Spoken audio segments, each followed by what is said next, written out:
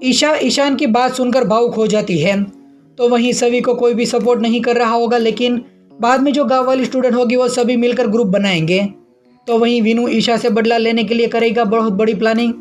तो वहीं अक्का साहिब ईशा को मनाने के लिए उसकी केबिन में जाएगी।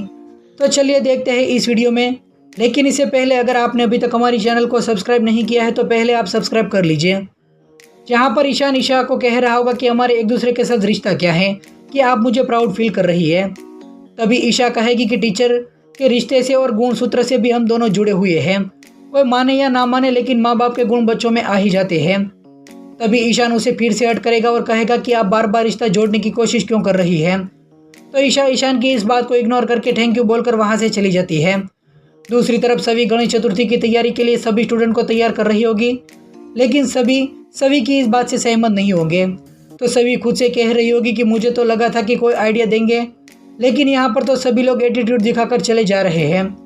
दूसरी तरफ अक्का साहिब यशवंत को बोलेगी कि आप अभी तक कॉलेज क्यों नहीं गए हैं। तभी वो बता देंगे कि मुझे थोड़े इंपॉर्टेंट कॉल करने थे और निशु को मैंने भेज दिया है। तो वहीं निशु भी ईशा की खातिरदारी करता हुआ नजर आएगा। तो ईशा कहेगी कि आपको आज भी मेरी पसंद और नापसंद पता है। तभी निशु नाटक करने लगेगा और कहेगा कि मैं कैसे भूल सकता हूँ, आप मेरी वही नहीं है। तभी ईशा कहेगी कि भाऊजी की झूठी परचाई पर वो यकीन करते हैं जिन्होंने कभी सच ना देखा हो। इतने सालों में तो आपने एक बार भी मुझसे कांटेक्ट करने की कोशिश नहीं की और पूछने के लिए भी नहीं कि मैं जिंदा हूँ या फिर मर गई। तभी निशु कहेगा कि मैं कांटेक्ट करने की कोशिश तो की थी, लेकिन आप तो जानती हैं कि घर के हालात वो सब। तभी ईशा कहेगी कि हाँ मुझे पता है कि इस परिवार में किसी को इजाज़त नहीं है कि वो कोई भी अपना डिसीजन खुद ले। तभी निशु कहेगा कि आप हमारे कॉलेज में आने वाली थी, मुझे बता दिया होता तो कॉलेज के गेट पर आकर आपका स्वागत करता। तभी ईशा कहेगी कि वो तो मैंने कल देख लिया। तो वहीं यशवंत अक्का साहिब को बोल रही होगी कि मैंने तुझे बोला ना कि निशु संभाल लेगा। संभालने के लिए वहाँ पर सिर्फ दो ही चीज़ है, टीचर के अलावा वहाँ का जो स्टाफ है उस पर डॉक्टर ईशा भोसले का ध्यान न जाए, बस इतना सा काम है और मुझे पूरा भरोसा है निशु कर लेगा। तो वहीं ईशा निशु को कह रही होगी कि मुझे मैनेजमेंट कोटा की फाइल और स्टाफ रजिस्टर देखने हैं। फिर निशु शुक्ला जी को बोलकर वो फाइल दिखाने के लिए ऊपर भेज देंगे। वहीं अक्का साहिब कह रही होगी कि मैं घर का खाना भिजवा देती हूँ ताकि घर के खाने से और निशु की बातों से वो बह जाए।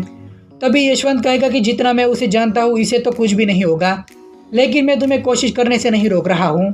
दूसरी तरफ दिखाया जाएगा कि विनू जब ईशा का आर्टिकल न्यूज में देखेगा तो वो काकू को जाकर कहेगा, लेकिन काकू इस बात को इग्नोर कर देगी। लेकिन विनू ईशा से बदला लेने के लिए सभी की जो पहले ससुराल वाले होंगे उसे फ़ोन करके बोलेगा कि इस औरत ने तो रामटेक में हमारी इज्जत उछाल के रखी हुई है, अब तो इन्होंने आपके बेटे के खिलाफ भी आर्टिकल छपा दिया है, तो ऐसे में आपके बेटे को कोई भी लड़की कैसे देगा। तभी वो कहेगा कि अब तो मैं ही देखता हूँ और कल से मैं एक लड़के को वहाँ पर भेज देता हूँ। दूसरी ओर दिखाया जाएगा कि सभी ईशा के पास जाएगी और कह रही होगी कि मैं आपके लिए नाश्ता लेकर आई हूँ, तो हम दोनों साथ में करते हैं।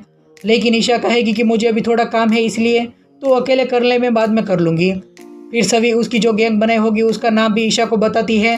तो ये सुनकर ईशा खुश हो जाएगी और कहेगी कि तुम्हारा कॉन्सेप्ट भी अच्छा ही होगा।